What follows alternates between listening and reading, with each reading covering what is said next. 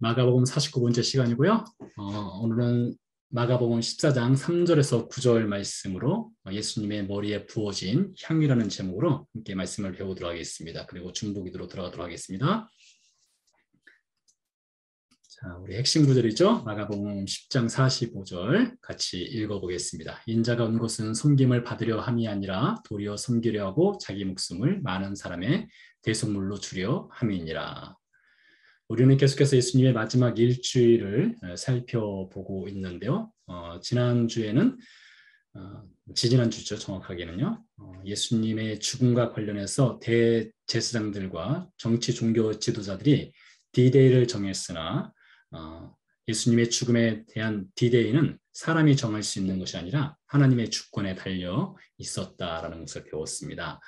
자, 오늘은 유명한 사건인 예수님의 머리에 향유를 붓는 사건을 함께 배우도록 하겠습니다. 본문은 14장 3절 9절 말씀인데요. 말씀이 짧으니까 같이 읽어보도록 하겠습니다. 예수께서 베다니 나병 환자 시몬의 집에서 식사하실 때에 한 여자가 매우 값진 향유 곧 순전한 나드 한 옥합을 가지고 와서 그 옥합을 깨뜨려 예수의 머리에 부으니 어떤 사람들이 화를 내어 서로 말하되 어찌하여 이 향유를 허비하는가. 이 향유를 300데나리온 이상에 팔아 가난한 자들에게 줄 수 있었겠도다 하며 그 여자를 책망하는지라. 예수께서 이르시되 가만두라. 너희가 어찌하여 그를 괴롭게 하느냐. 그가 내게 좋은 일을 하였느니라. 가난한 자들은 항상 너희와 함께 있으니 아무 때라도 원하는 대로 도울 수 있거니와 나는 너희와 항상 함께 있지 아니하리라. 그가 힘을 다하여 내 몸에 향유를 부어 내 장례를 미리 준비하였느니라.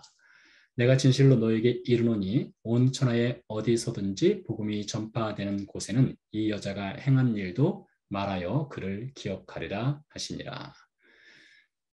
자, 오늘 본문 3절 말씀에 보니까요. 예수께서 베다니에 가시게 되는 장면을 볼 수가 있습니다. 베다니라고 써 있죠. 네.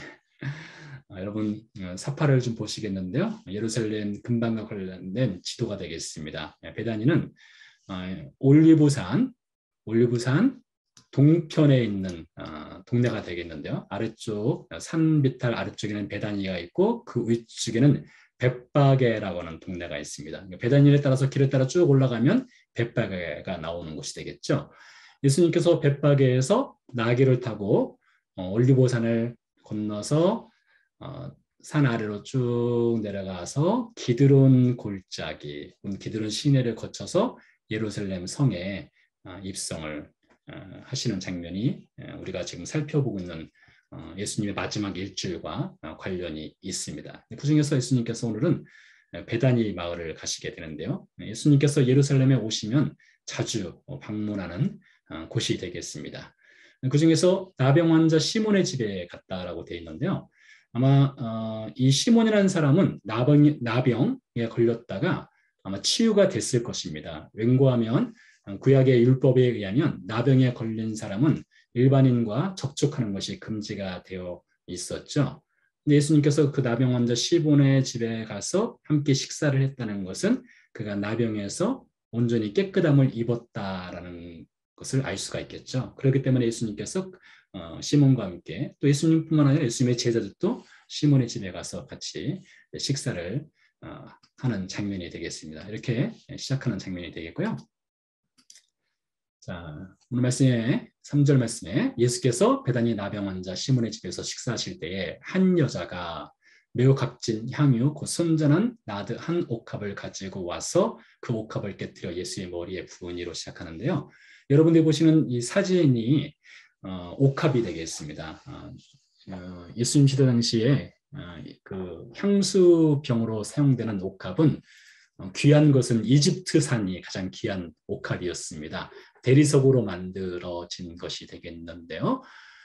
그래서 사이즈는 크지 않습니다. 여기서 순전한 나드 한 옥합이라고 되어 있기 때문에 그 양이 얼마나 되는지 모릅니다. 물론 요한복음에 의하면 한 근으로 우리말로는 번역을 하였는데요. 그렇게 크지는 않을 것 같아요.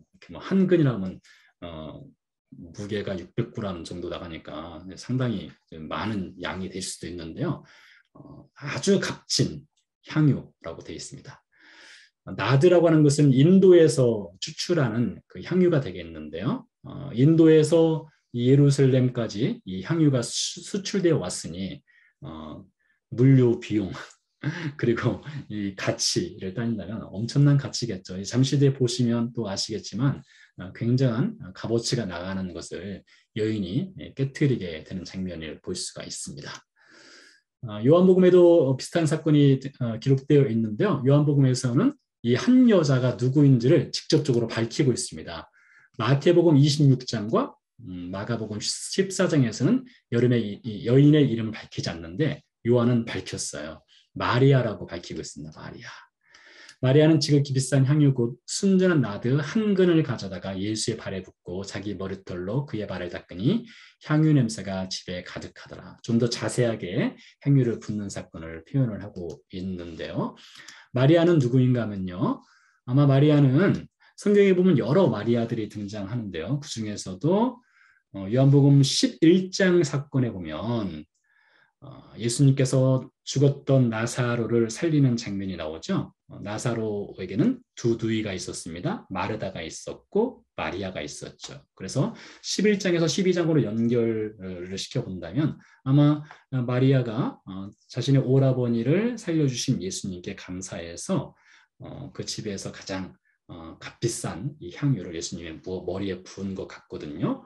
그래서 이 마리아는 다른 누구가 아니라 바로 나사로와 마르다 형제 중에 하나인 마리아가 되겠습니다. 나사로, 마르다, 마리아. 근데 이 마리아가 이렇게 값진 향유를 어떻게 그녀가 소유하고 있을 수 있었을까요? 학자들의 견해에 따르면 이것은 아마 그 집에 이 마리아의 소유라기보다는 그 집안의 소유. 예를 들면 나사로와 마르다와 마리아의 소유물일 가능성이 있다는 것이에요. 아마 그들의 부모님으로부터 물려받은 것일 수도 있겠고요. 집안의 어떤 가보와 같은 것, 그리고 집안에서 가장 가치 있는 것이었죠. 그것을 아마 마리아가 예수님의 머리에 붓게 되는데 아마 혼자 결정을 하지 않았겠죠. 집안 거라면요. 마르다와 또 나사로와 함께 결정을 해서 예수님의 머리에 향유를 붓게 되는 것이 될 겁니다. 그러자 이제 어떤 사람들의 반응이 나왔습니다. 여기서 말하는 어떤 사람들은 예수님의 제자들이 되겠는데요. 어떤 사람들이 화를 냈습니다. 그리고 이 향유를 왜 허비하느냐. 이 향유를 300데나리온 이상에 팔아 가난한 자에게 줄 수 있었겠다라고 나옵니다. 300데나리온. 여러분 이 향유 사건은 우리 목회자들의 단골 설교 중에 하나잖아요. 그래서 아마 이 300데나리온의 가치를 아실 텐데요. 한 데나리온이 그 당시 노동자의 하루 품삯이었습니다. 그러니 300데나리온이면 1년 동안 쉬지 않고, 물론 난식일날 쉬고요. 남은 날들을 쉬지 않고 일을 해야만 벌 수 있는 엄청난 돈이죠. 1년 샐러리로 한다면 몇만 달러에 해당되는 향수가 되겠습니다. 향수가 아무리 비싸다 하더라도 몇만 달러 되는 그런 향수가 있을지 모르겠어요. 아무튼 1년치 노동자 1년치에 해당하는 그런 값비싼 향유를 부었는데 그것을 가지고 어떤 사람들이 화를 냈습니다.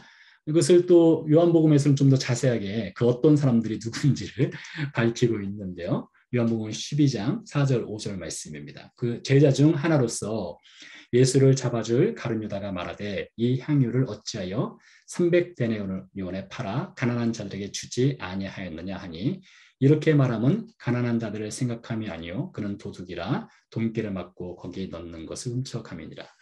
자, 여러분 사복음서를 잘 보시면요. 예수님께서 어떤 사건을 행하실 때에 예수님과 함께 맞장구를 치거나 예수님의 어떤 일에 종종 등장해서 제자들의 목소리를 대변하는 인물이 나옵니다. 아니면 자기 목소리를 크게 내는 인물이 나오죠. 여러분 누군지 아시겠어요? 바로 베드로입니다. 베드로가 주로 얘기를 해요. 다른 제자들은 거의 얘기를 하지 않습니다. 요한복음 6장에 보면 안드레가 얘기하는 장면이 나오고요. 그리고 아마 요한복음 10장, 11장에도 보면 아마 그 빌립이라는 인물이 얘기하는 거 14장에도 나오네요. 뭐 그런 아주 짤막짤막하게 제자들이 얘기하고 주로 베드로가 이야기를 많이 합니다. 가룟 유다는 몇 번을 얘기할까요? 가룟 유다는 아마 제가 알기로 2번을 얘기하는 것 같습니다. 3번이네요. 3번. 그 중에 하나가 요한복음 12장입니다. 그리고 최후의 만찬 때 가룟 유다가 얘기하고 또 예수님을 잡기 직전에 한 번 더 가룟 유다가 말을 하게 되는데요. 이 가룟 유다가 한 말 중에 하나가 이 여인, 한 여자, 요한복음에 의하면 마리아를 책망하는 말을 하는 것을 볼 수 있습니다. 근데 그 이유에 대해서 이렇게 말합니다. 이렇게 말하면 가난한 자들을 생각함이 아니요 그는 도둑이라겠습니다. 가룟 유다가 도둑이란 것이죠. 예수님의 사역을 위해서 이제 사역비로 충당되는 돈들을 그가 맡고 있었는데 거기 있는 돈을 이렇게 인마이 포켓으로 훔쳐가는 인물이었다는 것이죠. 그러니까 가룟 유다는 돈의 노예로서 살았던 인물 같아요. 그렇기 때문에 이렇게 예수님을 생각한 것도 아니고 가난한 자를 생각한 것도 아니고 이 300데나리온이 이 돈기에 들어오면은 그것을 자신이 착복할 수 있는데 그 기회를 놓쳤기 때문에 이렇게 크게 화를 낸 것으로 요한복음은 이야기를 하고 있습니다. 자, 이 사건을 통해서 우리가 예수님의 이 사역의 지금 마지막 장면을 보고 있잖아요. 예수님의 그 패션 위크라고 마지막 일주를 살펴보고 있는데 예수님이 이 땅에 오신 목적을 우리가 이 사건을 통해서 또 조명을 할 수 있어요. 이 세상에는 3개의 왕국이 있습니다. 첫 번째는 하나님의 왕국이 있고요. 두 번째는 사람의 왕국이 있고요. 세 번째는 죽음의 왕국이 있습니다. 사탄의 세계라고 할 수가 있겠습니다. 자, 예수님이 이 땅에 오신 것을, 이 땅에 오셔서 사역하신 것을 그래프로 한번 그려보도록 하겠습니다. 자, 이렇게 될 수 있을 것 같아요. 자, 어떻게 됩니까? 하나님의 나라를 떠나서 세상으로 예수님이 오셨고요. 그리고 십자가 사건이 있었습니다. 이 십자가 사건을 통해서 예수님이 어디로 가십니까? 사탄의 나라로 가셨습니다. 이 죽음의 세계로 가시죠. 그리고 죽음의 세계로 가서 죽음을 파괴하시죠. 최종적으로 예수님이 승리를 거두신 것은 죽음을 이기시는 것입니다. 그래서 죽음을 이기시고 예수님이 부활을 하시게 되죠. 그리고 예수님은 승천을 하시게 됩니다. 그래서 이 표를 보면은 예수님께서 하나님의 나라에서 사람의 나라로 오셔서 사탄의 나라로 오셔서 죽음을 이기시고 승리하시고 승천하시는 것. 이게 예수님의 전 생애라고 볼 수 있겠는데요. 예수님은 이 마리아가 향유 옥합을 부은 사건을 가지고 이렇게 표현하셨습니다. 가만두라. 너희가 어찌하여 그를 괴롭게 하느냐. 그가 내게 좋은 일을 하였다 했습니다. 도대체 예수님께 행한 좋은 일이 무엇입니까? 우리가 여러분이 예수님께 좋은 일을 행한다면 어떤 것이 예수님께 우리가 해드릴 수 있는 가장 좋은 일이 될 수 있을까요? 그 답을 예수님이 말씀에서 해주고 있어요. 가난한 자는 다음 바로 이어서 말씀드리고요. 그 다음 구절로 넘어가면 그는 힘을 다하여 즉 마리아는 힘을 다하여 내 몸에 향유를 부어 내 장례를 미리 준비하였다. 예수님께 행한 좋은 일이 뭐냐? 예수님의 장례를 미리 준비한 것이 좋은 일이다. 이렇게 예수님이 말씀하시고 계신 것이죠. 자, 그래서 이 여인이 알고 했는지는 알 수 없습니다. 예수님의 죽음을 미리 알았기 때문에 향유를 부었는지는 이 본문을 통해서는 정확히 알 수 없어요. 그러나 예수님은 아셨죠.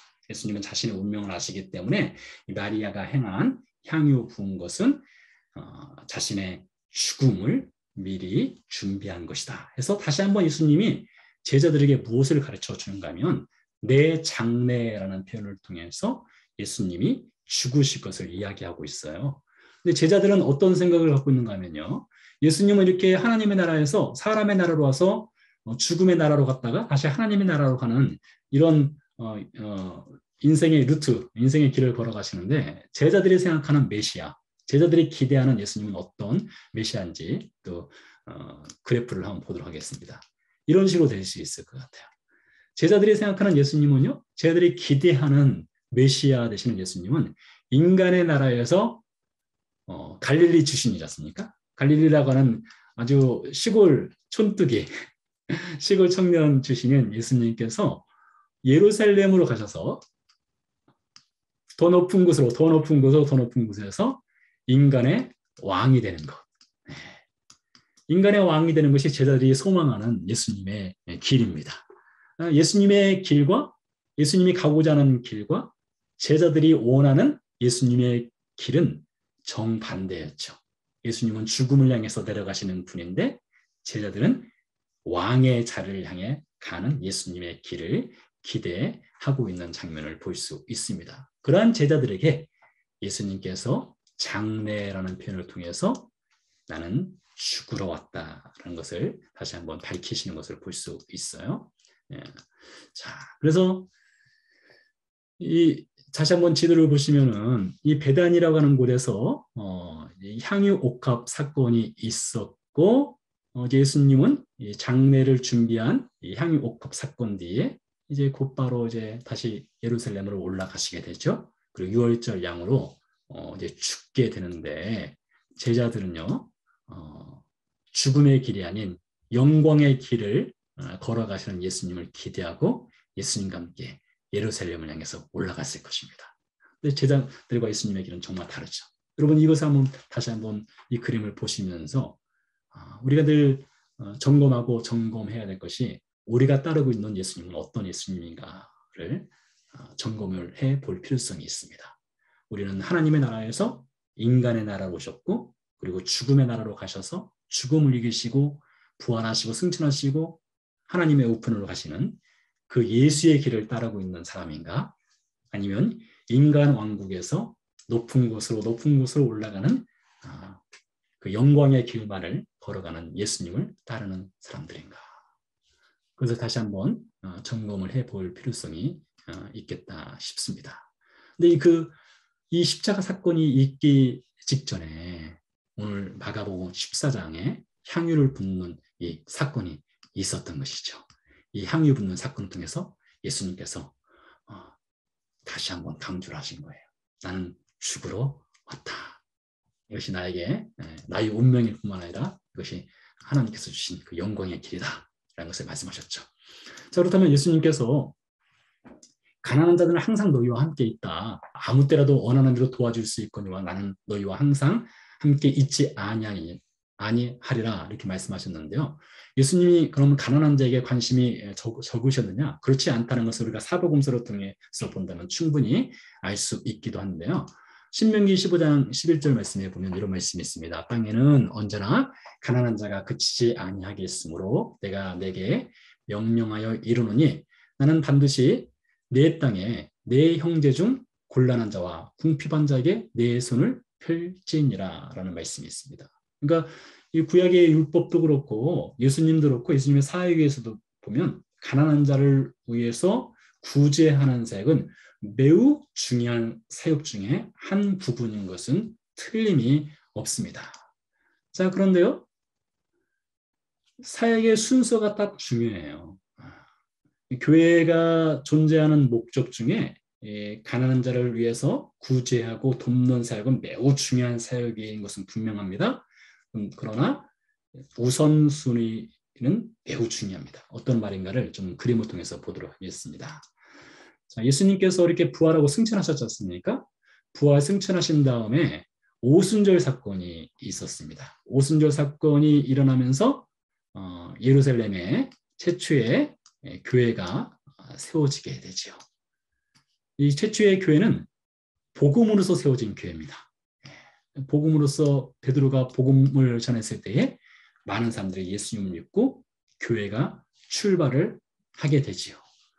교회가 출발한 다음에 교회가 집중적으로 했던 사역 중에 하나가 바로 구제 사역입니다. 사도행전 4장 34절, 35절인데요. 같이 읽어보겠습니다. 그 중에 가난한 사람이 없으니 이는 밭과 집 있는 자는 팔아 그 판 것의 값을 가져다가 사도들의 발 앞에 두매 그들이 각 사람의 필요를 따라 나누어 줌이라 했습니다. 교회에서 구제하는 사역을 상당히 중요시 여겼고 그 사역에 집중한 것을 증명하는 구절이 되겠는데요.